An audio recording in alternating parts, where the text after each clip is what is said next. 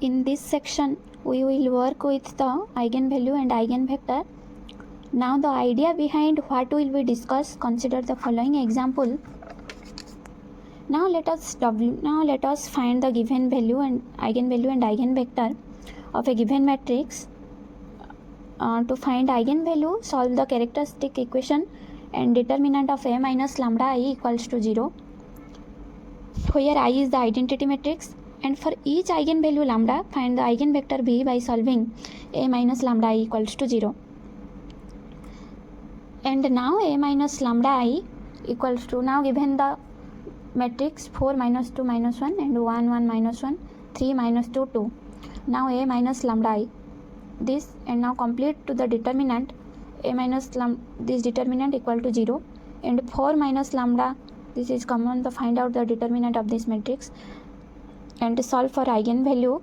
Now complete the determinant, we get characteristic equation minus lambda 3 q and plus 7 lambda square minus 11 lambda plus 5 equals to 0. Now solve this equation and find out the eigenvalue lambda equals to 5, 1 and 1. Find eigenvector. Now let us take lambda equals to 5. So first equation A minus 4i, A minus 5i, A minus 5i into B equals to 0.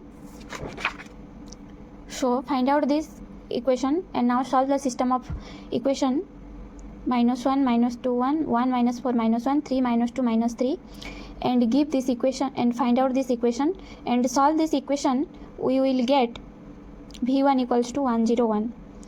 By observation or using calculator, we find out the root lambda equals to 1 1 and 5, and now put lambda equals to 1 and find out this equation and solve this equation. We get x equals to 1 and y equals to 2 and z equals to 1.